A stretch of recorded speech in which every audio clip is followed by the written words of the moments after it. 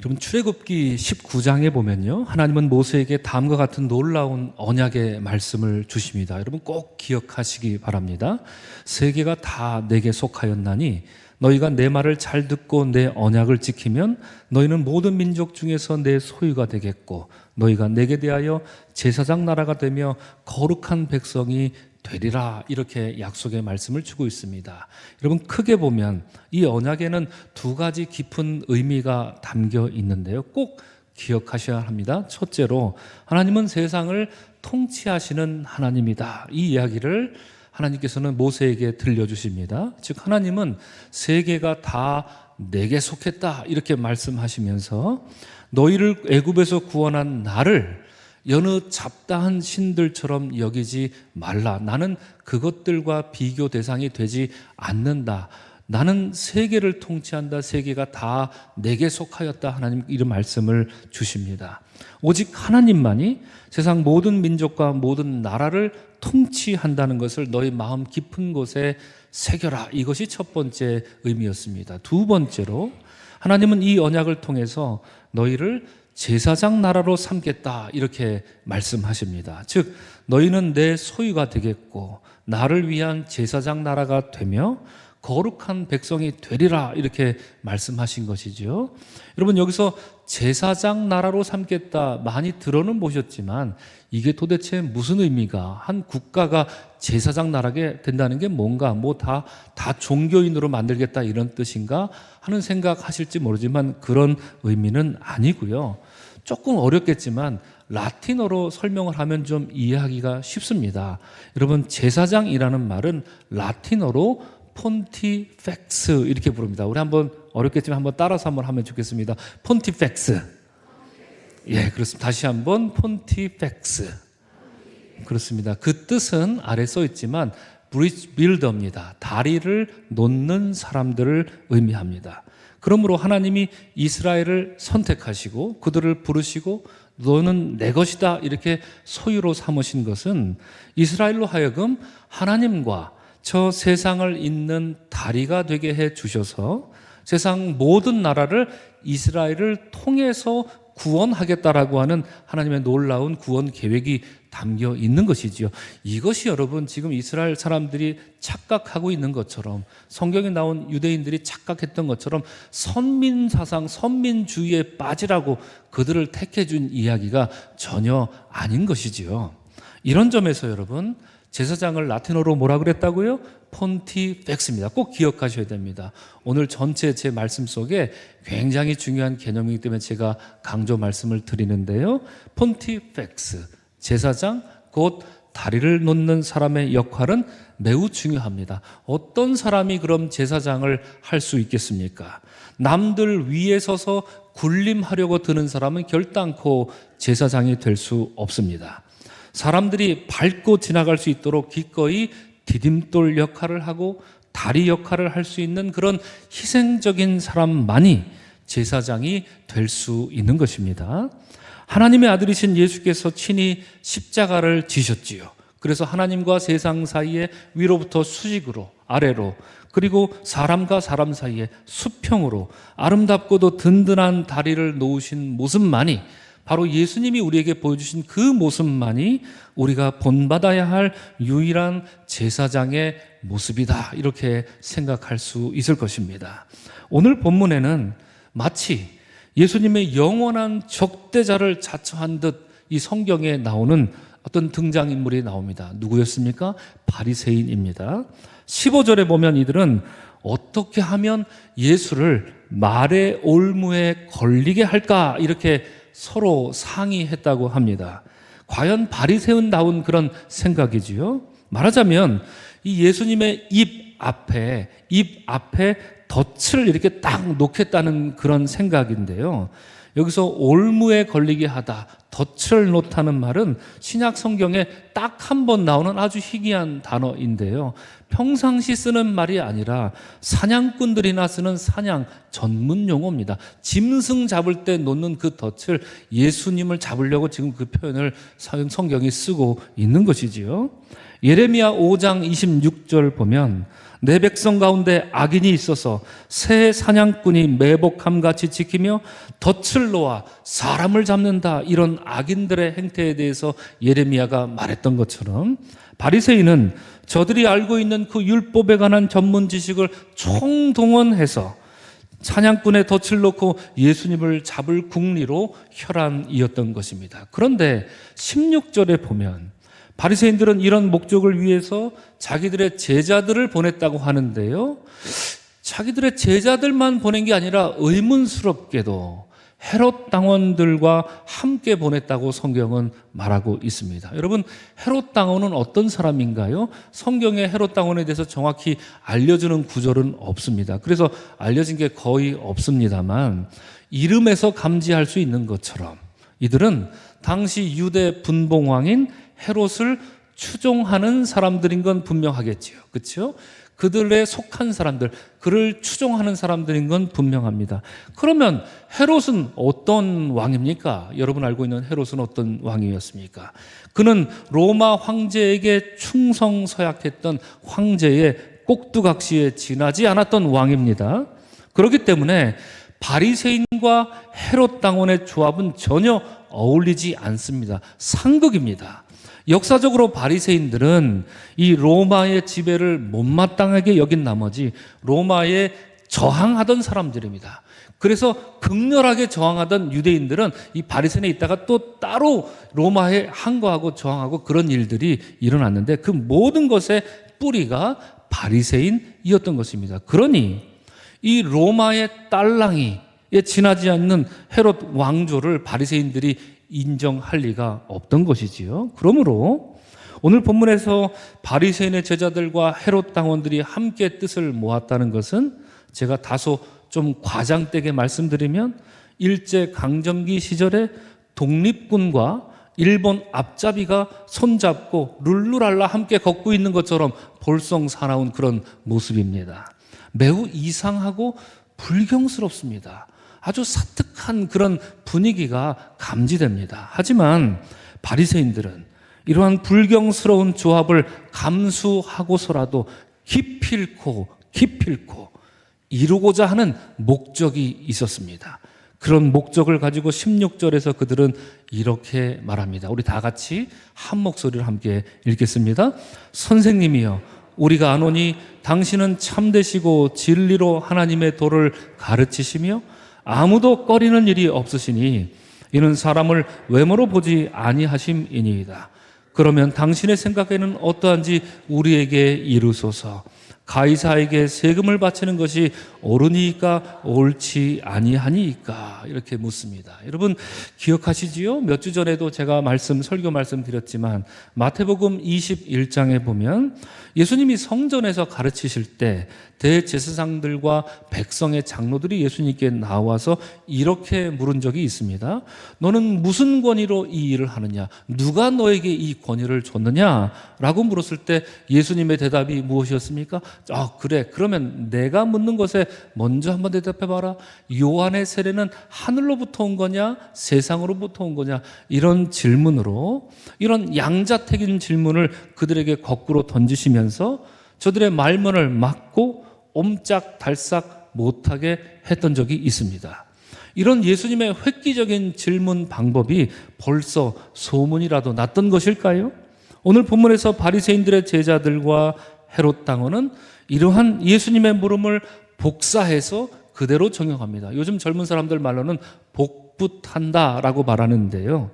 자신들의 물음에 어느 한쪽으로 대답하기만을 이 하면서 덫을 놓은 사냥꾼의 심정으로 예수님을 찾아가 이렇게 물었던 것입니다.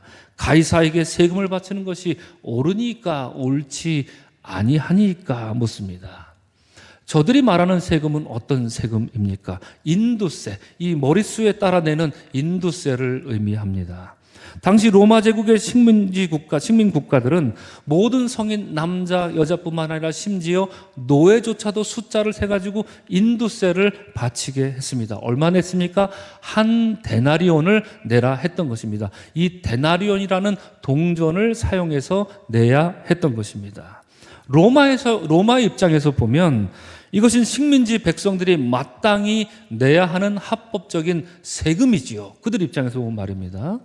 그래서 헤롯 당원이라 하는 자들은 이것을 적극 권장하고 다녔을 것입니다. 우리를 보호해주는 로마에게 세금을 내야지, 마땅히 내야지 이러고 떠들면서 다녔을 거란 얘기입니다. 하지만 반대로 이스라엘의 입장으로 보면, 특별히 바리새인의 눈으로 보면 이것은 굴욕적이고 천부당 만부당한 약탈, 수탈에 불과합니다. 바리새인들은 분명 그렇게 생각했던 것입니다.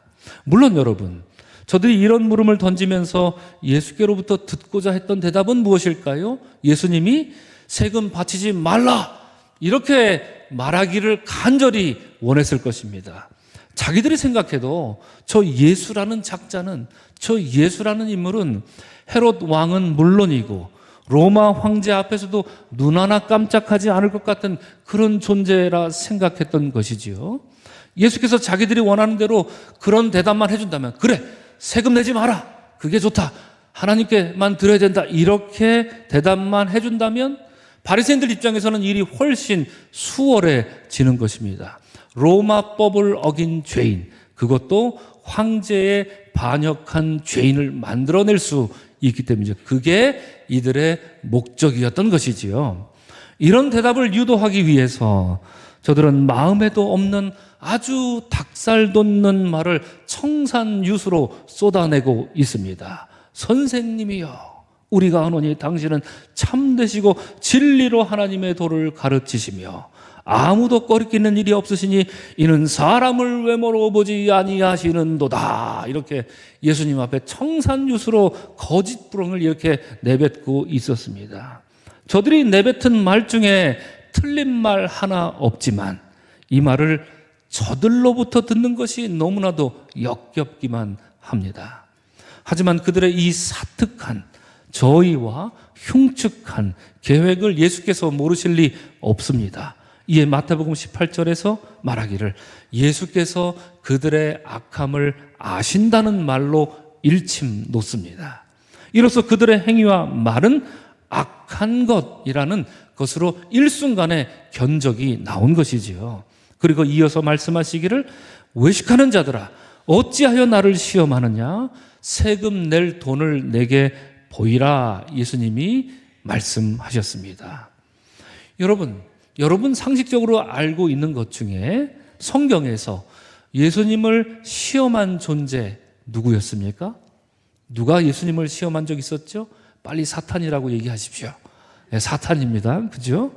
그는 광야에서 금식하시던 예수님을 여기저기로 끌고 다니면서 몇 번이나 시험을 했죠?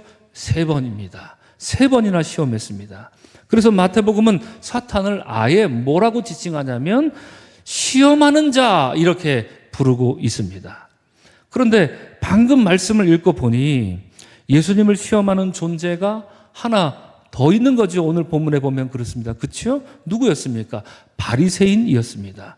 그러니까 성경에서 예수님을 시험한 두 부류의 존재가 있습니다. 하나는 사탄이요, 다른 하나는 바리새인입니다. 이 바리새인이 얼마나 무지막지한 사람들인지 사탄과 이렇게 비교될 정도 아닙니까? 그만큼 예수님을 시험하는 저들의 행태는 사악한 것이 분명했던 것입니다.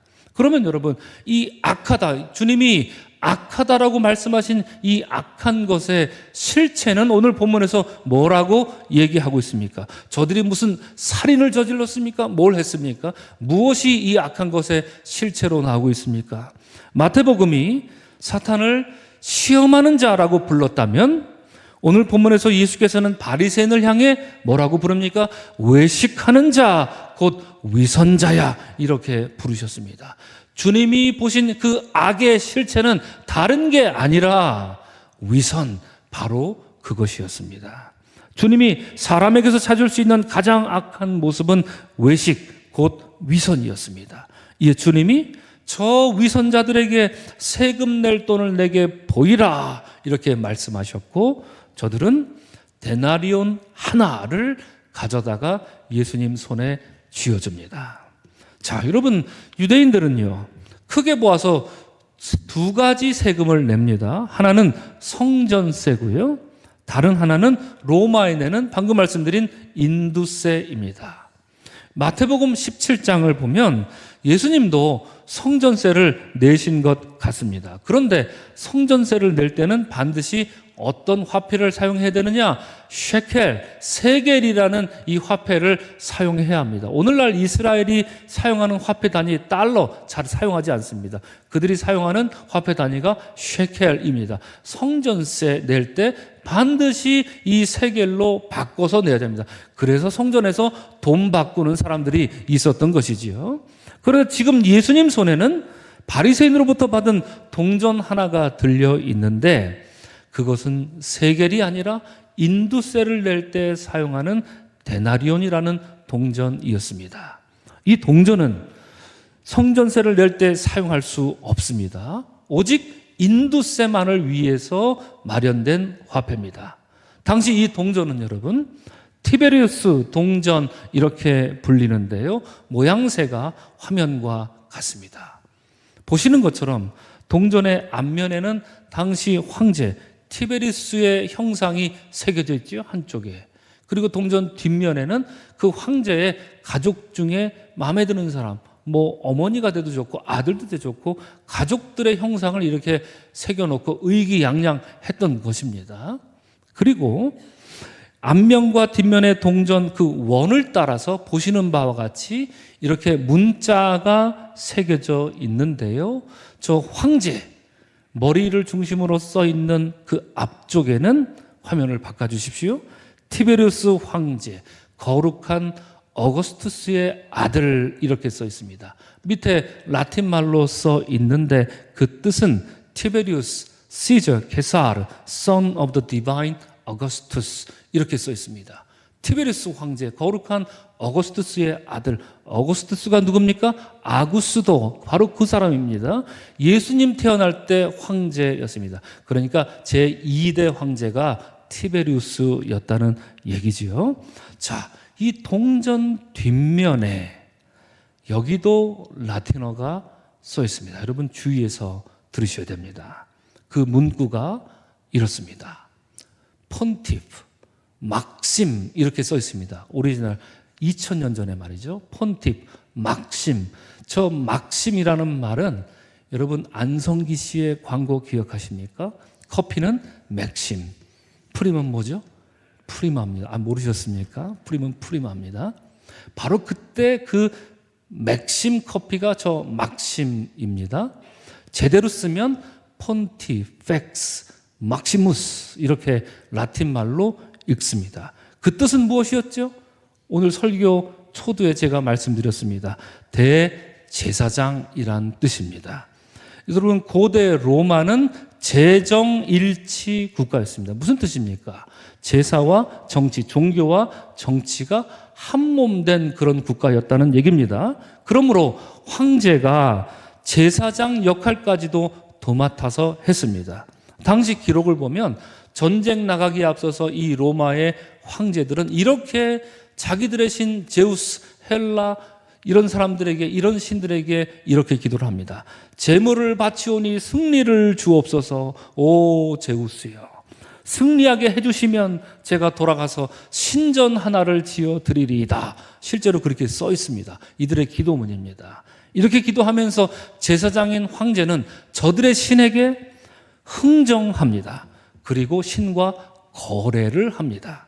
그랬던 존재가 바로 대제사장이라 부르는 폰티펙스 막시무스라고 하는 대제사장, 로마의 대제사장의 모습이었던 것입니다. 자, 그런데 여러분 여기서 하나 반드시 짚고 넘어가야 할 게 있습니다. 여러분 아까 예수님이 세금 낼 돈을 내게 보이라 이렇게 말씀하셨죠? 그랬을 때 바리새인들이 어떻게 했습니까? 즉시 데나리온 하나를 꺼내서 예수님께 줍니다. 그게 무엇을 의미합니까, 여러분? 생각해 보십시오. 여러분, 바리새인들은 황제에게 세금 낼 돈, 그 데나리온을 휴대하고 다녔다는 얘기입니다. 바리새인들은 여러분, 이 동전을 휴대하면 안 됩니다. 십계명을 어기는 것 아닙니까? 십계명을 그렇게 철두철미하게 지키는 걸 스스로 자랑스럽게 사람들 앞에 떠벌리고 다니는 바리새인들은요, 이 황제의 형상이 새겨져 있는 이 동전을 들고 다녀서는 안 됩니다. 저들은 셰켈, 세겔만 들고 다녀야 되는데 어디선가 자기도 모르게 꺼낸 것이죠. 무슨 뜻입니까? 저들은 세금을 냈던 것이지요. 인두세를 말입니다. 16세기에 살았던 이탈리아의 티티안이라는 화가가 있습니다. 그 화가가 그린 그림을 하나 보겠습니다.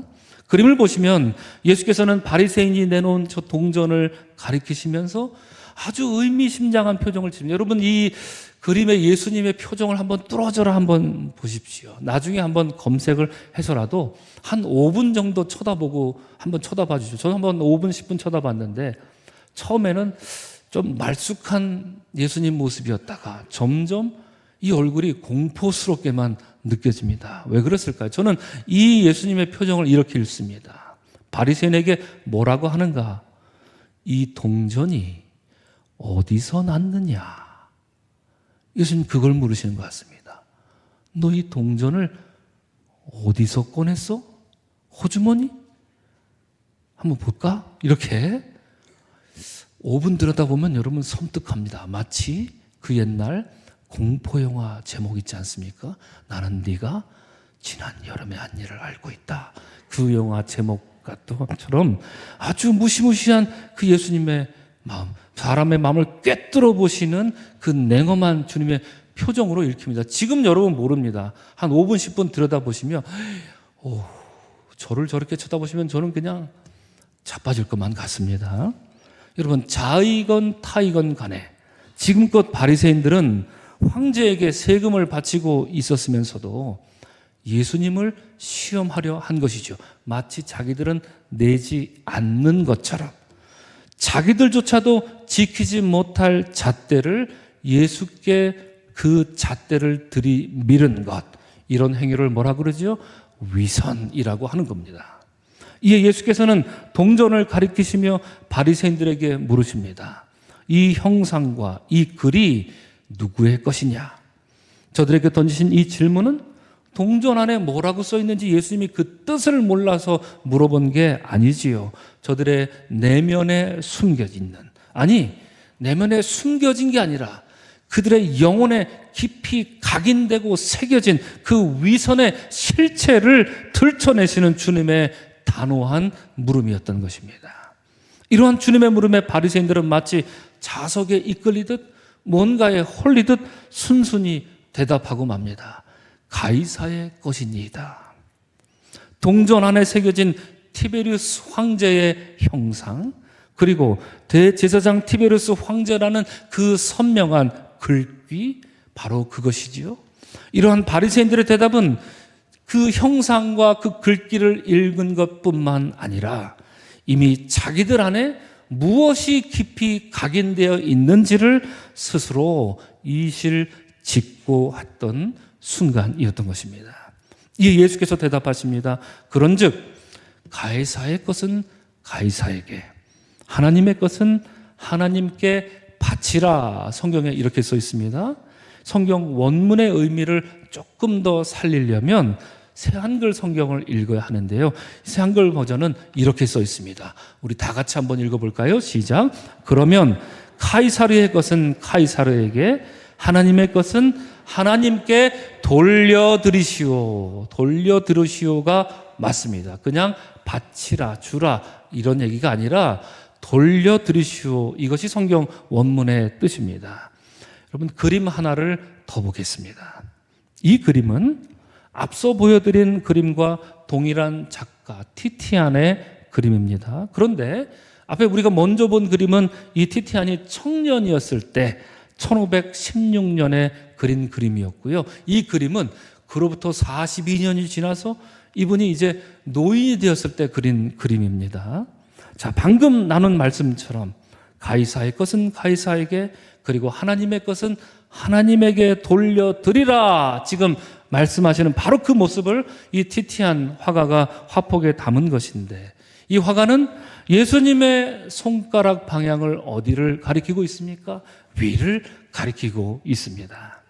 제가 새한글 성경 읽어드린 것처럼 성경 원문을 보면 이 구절은 그저 바치라, give라는 동사가 쓰이지 않습니다. 돌려주라, give back to someone 이렇게 됩니다.